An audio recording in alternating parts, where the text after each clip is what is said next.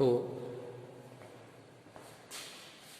Bhagwati TV online classes में आपका स्वागत है। आज हम बीएससी फर्स्ट ईयर के अंतर्गत लिस्मानिया जियार्डिया जो परजीवी है प्रोटोजोआ के सदस्य है और इनके द्वारा जो रोग फैलाया जाता है और इनकी क्या संरचना होती है इसके बारे में हमें पढ़ना है। जो ये लिस्मानिया है, इस लिस्मानिया के बारे में मैंने आधा पूर्व का जो वीडियो है, इससे पहले की जो वीडियो है जिसमें मतलब ट्रिपनोसोमा पार्ट 3 में लिखा आ रहा है, उस वीडियो के अंतर्गत मैं लिस्मानिया का जो क्लासिफिकेशन है, साथ ही क्लासिफिकेशन के साथ साथ उसका हैबिट एंड हैबिटेट्स आवास एवं स्वभाव में पढ़ा चुका हूँ। इसकी जातियां कौन सी है वो मैं आपको लिस्मानिया की पढ़ा चुका हूँ। जो इसकी अवस्था है उसके बारे में भी मैं आपको पढ़ा चुका हूँ। अब देखो लिस्मानिया की जो 3 जातियां होती है, उन तीनों जातियों के द्वारा विभिन्न प्रकार के रोग उत्पन्न किए जाते हैं। इससे पूर्व आपने पहले जो नाम पढ़ा था वो था आंतरांगी विसरण या लिस्मेनियासिस, ये पढ़ा था आंतरांगी। या ये दोनों बोनी के द्वारा होता है। लिस्मानिया की जो दोनों बोनी जाती है उसके द्वारा होता है। तेंदुआ कालाजार के नाम से इसको जाना जाता है। एक इसके अंतर्गत क्यूटेनियोस लिस्मेनियासिस के नाम से बीमारी होती है। लिस्मेनियासिस जिसके अंतर्गत क्या है, उसके जो त्वचा होती है उस पर छोटी छोटी फुंसियां हो जाती है और फुंसियां होने के साथ साथ उसके निशान बन जाते हैं और इस नाम को अल्सर या बगदाद का अल्सर के नाम से जाना जाता है। बगदाद का अल्सर इस नाम से इसको जाना जाता है। यानी कि यहाँ तक जो बात है मैं पूर्व में कर चुका हूँ। आज हम यहाँ से आगे जो बात करेंगे वो बात करेंगे किसकी। अगला जो इसका तीसरा डिजीज है या तीसरी जो जाति है उसके द्वारा जो रोग फैलाया जाता है उस रोग का मतलब नाम है म्यूकोक्यूटेनियासिस या इसको जाना जाता है लिस्मेनियासिस। म्यूकोक्यूटेनियासिस लिस्मेनियासिस के नाम से इसको जाना जाता है। और ये लिस्मेनिया की जो जाति है लिस्मेनिया ब्रेजिलियंसिस, लिस्मेनिया ब्रेजिलियंसिस, इस जाति के द्वारा म्यूकोक्यूटेनियस लिस्मेनियासिस रोग फैलता है। और इस रोग में क्या होता है, इसकी जो अपनी नोज यानी कि नाक होती है, उस नाक की जो श्लेष्मा झिल्ली होती है, उस श्लेष्मा झिल्ली पर क्या आ जाता है, सूजन आ जाता है। अब अगर इसका अपने आप अगर ये ठीक हो जाती तो वही है, अगर इसका उपचार नहीं किया जाए, अगर आप इसका उपचार नहीं करेंगे तो इसको क्या हो सकती है, यह गंभीर बीमारी हो सकती है। गंभीर बीमारी का क्या है, ये रूप ले सकती है। साथ ही इसमें होता है कि ये जो रोग होता है ये अधिकतर दक्षिणी जो अमेरिका का क्षेत्र होता है उस अमेरिका के क्षेत्र के अंतर्गत होता है। श्लेष्मा झिल्ली है उस पर क्या आ जाता है, सूजन आ जाता है। किसके द्वारा, लिस्मेनिया ब्रेजिलियंसिस के द्वारा। और उपचार नहीं करने पर ये धीरे धीरे गंभीर रोग हो जाता है। तो इस प्रकार से हमारे जो लिस्मेनिया है उस लिस्मेनिया की तीनों जातियों के द्वारा जो रोग उत्पन्न होते हैं वो कंप्लीट होता है। अब हमारा इसमें लिस्मेनिया में अगला टॉपिक आता है निदान, डायग्नोसिस। तो निदान का हम क्या है, ब्लड टेस्ट के द्वारा इसका हम पता लगा सकते हैं कि लिस्मेनियस रोग है या नहीं है, या फिर इसकी बायोप्सी भी करवाई जा सकती है। बायोप्सी भी करवाई जा सकती है। उसके बाद हम जैसे ही चलते हैं तो इसके द्वारा जो उपचार है, उपचार कैसे करेंगे, तो उपचार के लिए कुछ दवाइयां हैं, जैसे दवाई का नाम है पेंटावेलेंट। इस औषधि का उपयोग भी इसके अंतर्गत किया जाता है, पेंटावेलेंट का। दूसरा इसके मतलब किया जाता है पेंटामिडिन इसिथियोनेट। पेंटामिडीन, पेंटामिडीन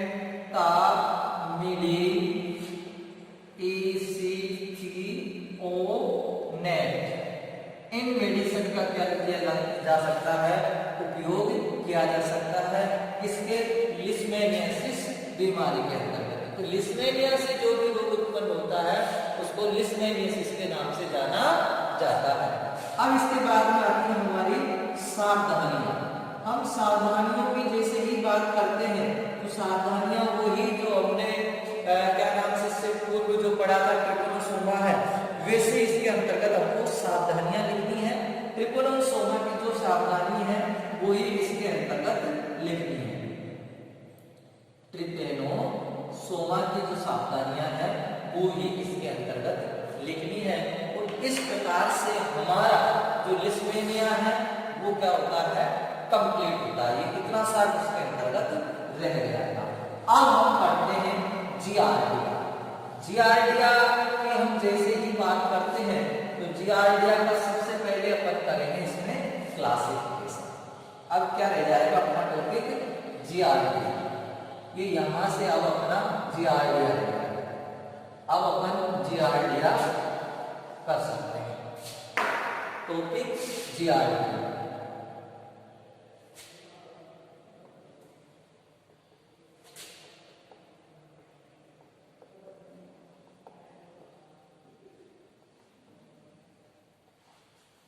जियार्डिया, लिस्मेनियासिस क्या हो गया अपना, कंप्लीट हो गया।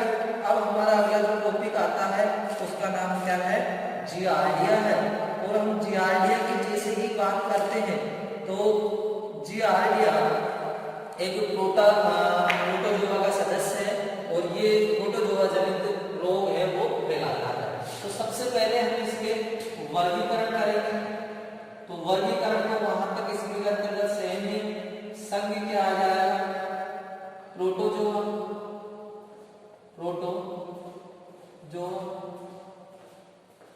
और इसका उपसंघ आ जाएगा सार्कोमेस्टिगोफोरम,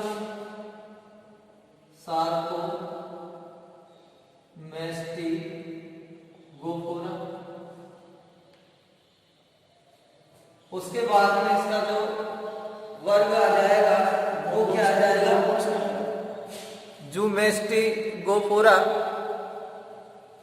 उसके बाद में इसका जो अधिवर्ग आ जाएगा तो ये अधिवर्ग सब क्लास अधिवर्ग ज़ूमेस्टिगोफोरा, ज़ूमेस्टिगोफोरा।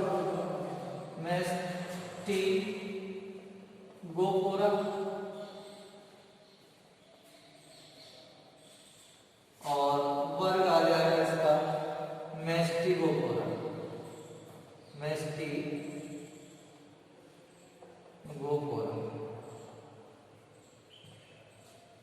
उसके बाद में इसका जो वंश है वो क्या है, जियार्डिया। और जो जाति है वो है इंटेस्टाइनलिस,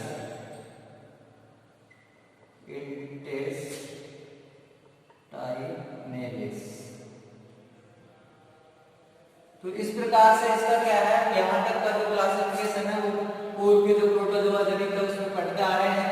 वंश जियार्डिया और जाति इसकी क्या है, इंटेस्टाइनलिस, क्योंकि ये इंटेस्टाइनल आंत्र का परजीवी होता है। अब इसके बाद में हम आवास और सहवास की बात करेंगे। इसकी आवास व सहवास, आवास और सहवास की जैसे बात करेंगे तो ये क्या है, विश्वव्यापी है, यानी कि संपूर्ण विश्व के अंतर्गत पाया जाता है। साथ ही भारत है, भूटान है, नेपाल है, चीन, पाकिस्तान इनके अंतर्गत है जियार्डिया परजीवी है वो देखने को मिलता है। साथ ही जियार्डिया से जो बीमारी उत्पन्न होती है उसको जियार्डियासिस के नाम से जाना जाता है। इसे जियार्डिया जनित रोग को जियार्डियासिस के नाम से जाना जाता है। उसके बाद में हम जैसे ही बात करते हैं तो जियार्डिया से जो उत्पन्न बीमारी होती है उसको अलग अलग देशों में अलग अलग नामों से जाना जाता है। जैसे हम भारत की बात करते हैं तो भारत के अंतर्गत जियार्डिया से उत्पन्न जो बीमारी होती है उसको दस्त या अतिसार के नाम से जाना जाता है। अगर हम रूस की बात करते हैं तो रूस कंट्री के अंतर्गत इस देश को पैदल यात्रियों का रोग के नाम से जाना जाता है। पैदल यात्रियों का जो रोग है, ट्रेवल रोग, इस नाम से इसको जाना जाता है। साथ ही इसको अमेरिका में भी यात्रियों का रोग या अतिसार, अमेरिका में भी इसको क्या कहा जाता है, यात्रियों का रोग या अतिसार के नाम से इसको जाना जाता है। अब हम इसके बाद में जियार्डिया की और खास बात यह है कि जियार्डिया को आंत्र का साधु भी कहते हैं। जो जियार्डिया है, इस जियार्डिया को आंत्र का साधु के नाम से भी जाना जाता है। किसके नाम से जाना जाता है? साधु के नाम से भी जाना जाता है। Grand old man of intestine, किस नाम से जाना जाता है? Grand old man of intestine, इस नाम से भी इसको जाना जाता है। अब इसकी जो जातियां हैं, उन जातियों के बारे में हम जैसे ही बात करते हैं तो इसकी दो जातियां हैं, जातियां, और हम दो जातियों की जैसे ही बात करते हैं तो एक जाति का नाम तो है जियार्डिया इंटेस्टाइनलिस,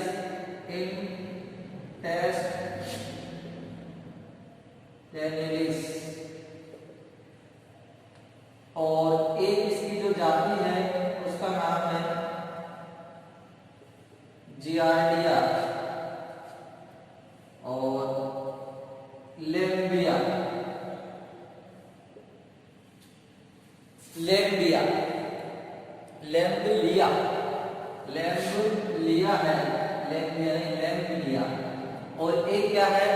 इंटाइटेनेलिस है। ये इसकी क्या है भाई? जाति है, इंटाइटेनेलिस। तो इसकी जो दो जातियां हैं वो आपको दिखाई दे रही है। कौन कौन सी है? एक तो जियार्डिया इंटेस्टाइनलिस और एक है जियार्डिया लेम्बिया। दो जातियां हैं इसकी जो रोग फैलाती है और वो इसके अंतर्गत, जियार्डिया के अंतर्गत आती है। अब हम आगे की बात करते हैं तो जियार्डिया की संरचना की बात करते हैं। तो जियार्डिया की जो संरचना होती है वो देखो किस प्रकार से है।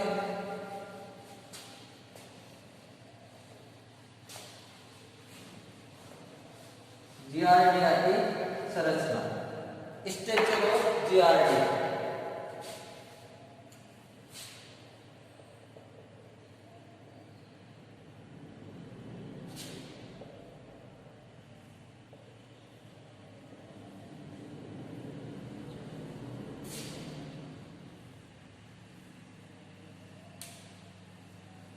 जियार्डिया की संरचना की जैसे ही बात करते हैं तो जियार्डिया की निम्न दो अवस्थाएं पाई जाती है।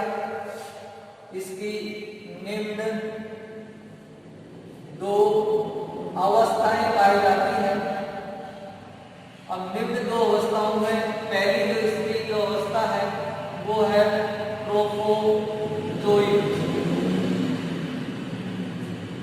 और दूसरी इसकी जो अवस्था है वो है सिस्ट स्टेज, कुटीय अवस्था। ये दो इसकी अवस्था है, एक तो ट्रोफोजोइड स्टेज है और एक इसकी कौन सी है? सिस्ट स्टेज है, कुटीय अवस्था। ये दो इसकी क्या है भाई? अवस्थाएं पाई जाती है इसकी जियार्डिया की। एक तो कुटीय अवस्था या सिस्ट अवस्था, एक होती है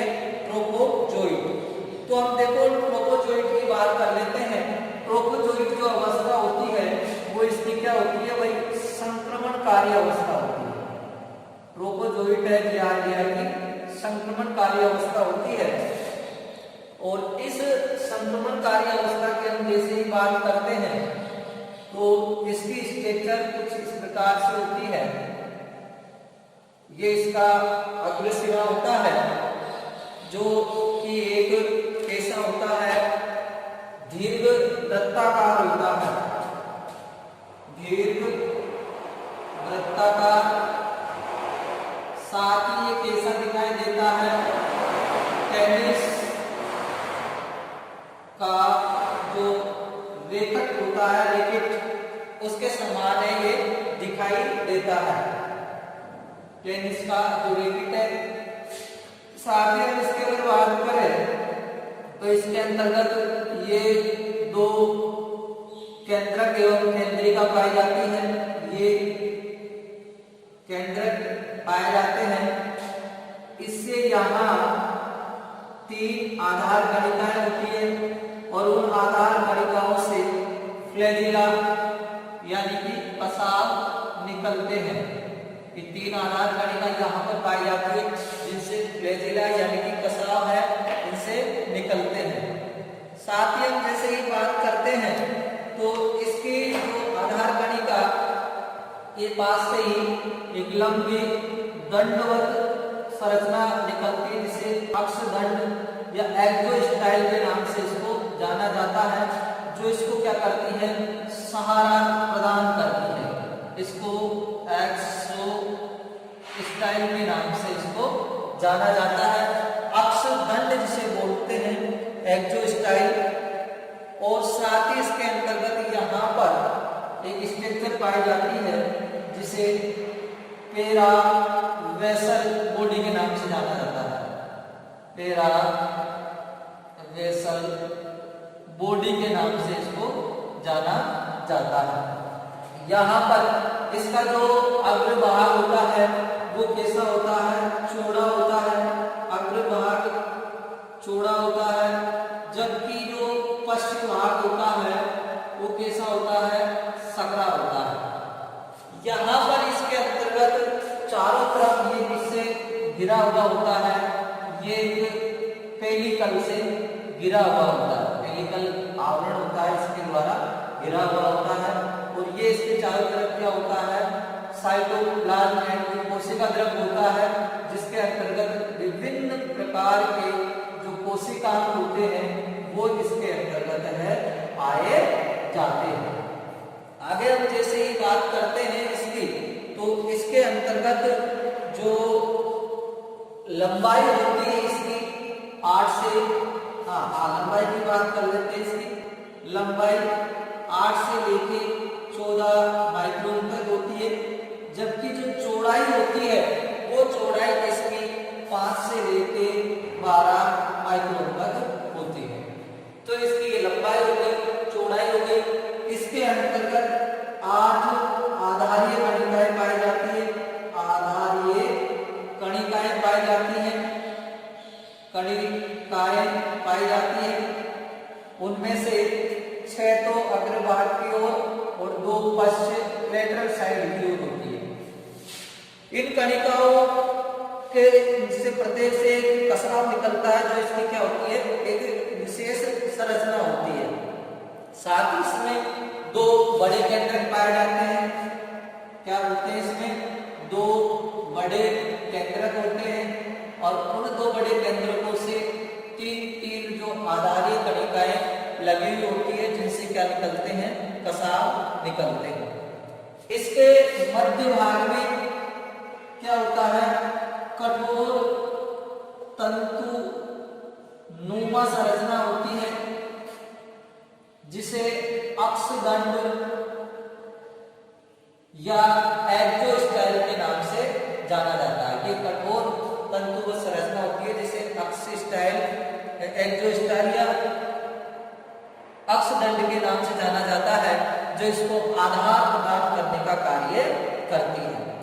एक्सोस्टाइल के यहाँ पर ही एक संरचना पाई जाती है अग्रभाग पर जिसे पेरावोसल बॉडी कहते हैं, और इसकी अधर सतह पर, इसकी जो अधर सतह होती है उस पर एक संरचना पाई जाती है जिसे चूसण डिस्क के नाम से जाना जाता है।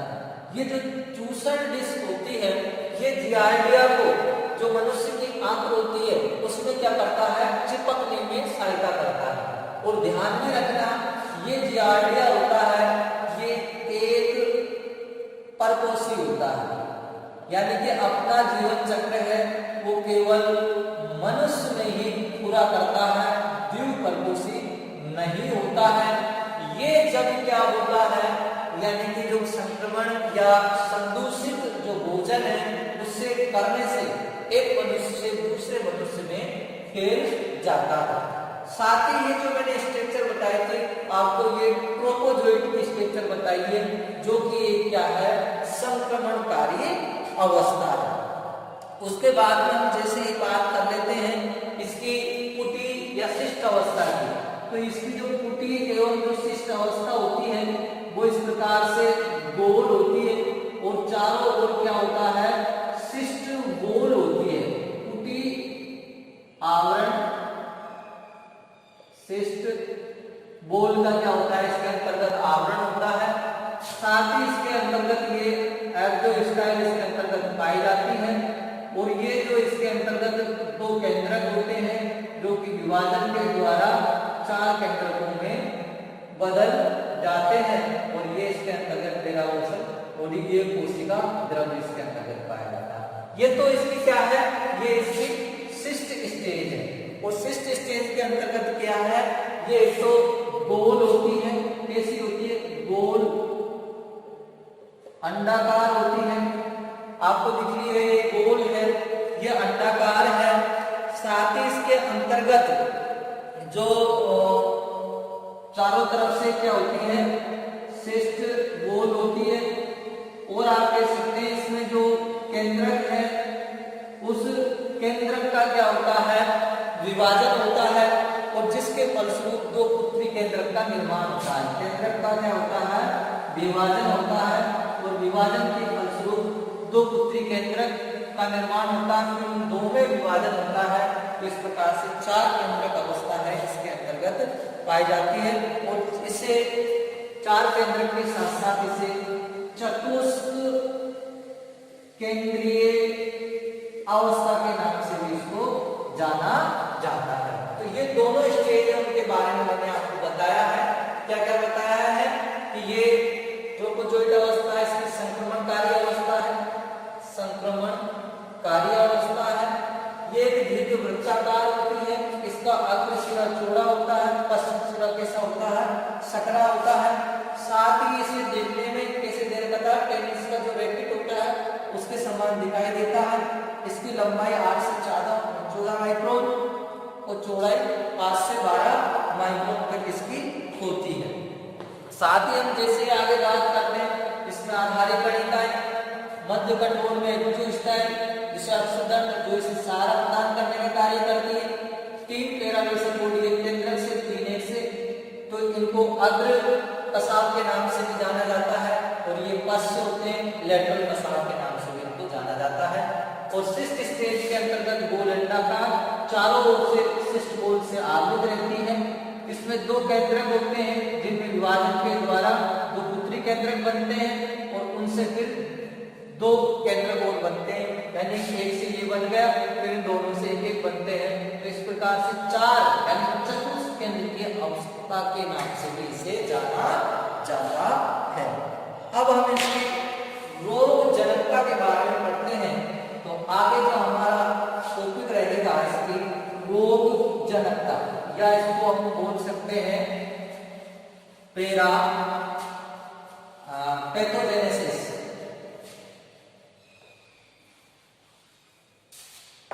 रोग जनकता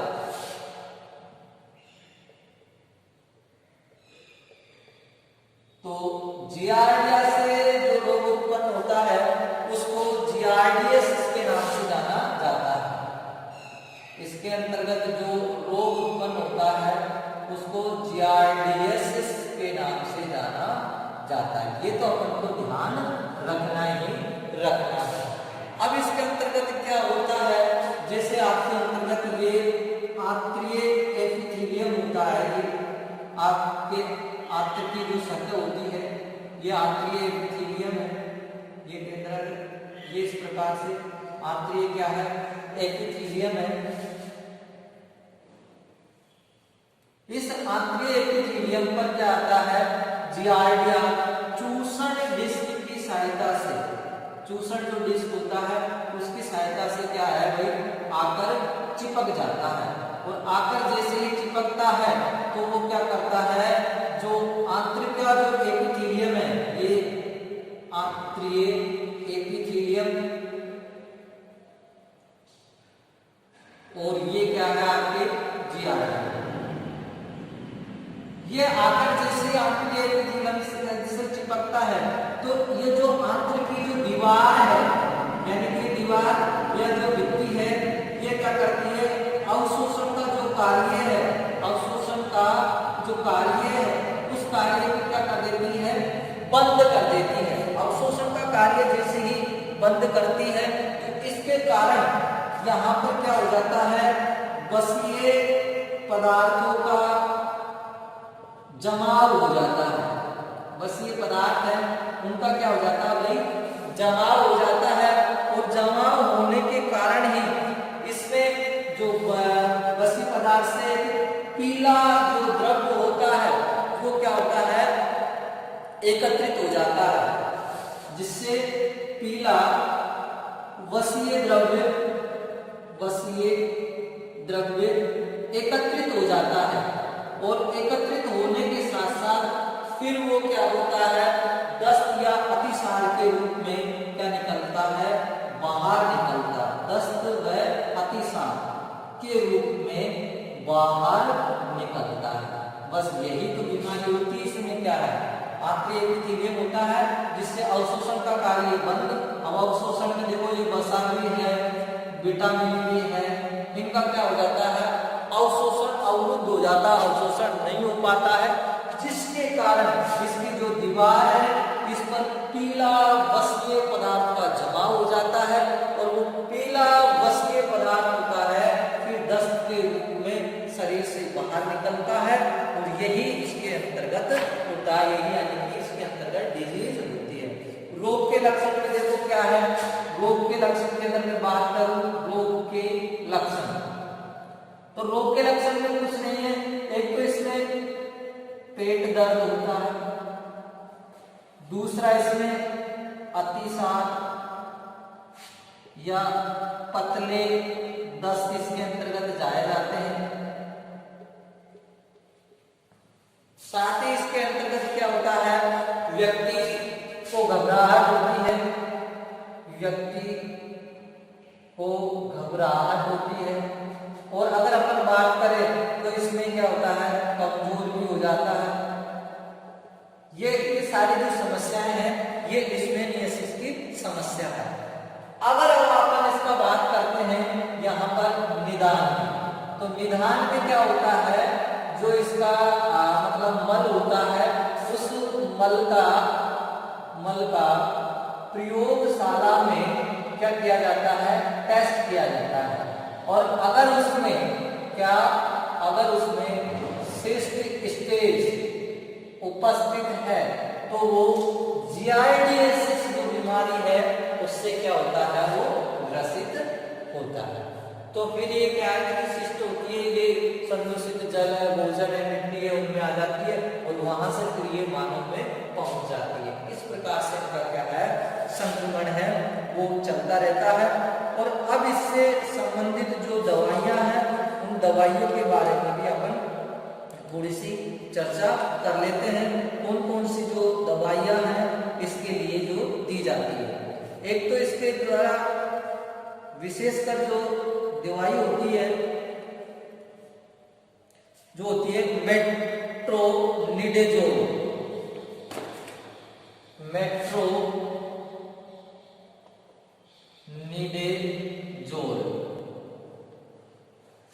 ये उपचार। सेकेंड जो इसके अंतर्गत टैबलेट दी जाती है वो होती है इमिडाजोल। ये कुछ टैबलेट होती है जो इस रोग के बचाव के लिए दी जाती है। फिर उसके बाद में इसमें जो संक्रमण है वो संक्रमण मैंने बताया ही है, संदूषित भोजन करने से, संदूषित भोजन करने से। और फिर सावधानियां हैं, सावधानियां तो यही है, आपको साफ सफाई रखना है, संदूषित भोजन है उसको नहीं खाना है, शौचालय में ही जाना है। तो इस प्रकार की जो सावधानियां हैं वो इसके अंतर्गत रखनी है। तो इसमें क्या करना पड़ा, सबसे पहले वर्गीकरण, वर्गीकरण के बाद में इसका आवास एवं स्वभाव हमने पढ़ा, आवास और स्वभाव के बाद में इसकी जो अवस्थाएं पढ़ी, जातियां पढ़ी, और फिर इसकी संरचना पढ़ी, संरचना के बाद में इसकी जो रोग जनकता है, रोग जनकता के बाद में रोग के लक्षण है, निदान है, उपचार। तो इस प्रकार से ये हमारा जीआरडी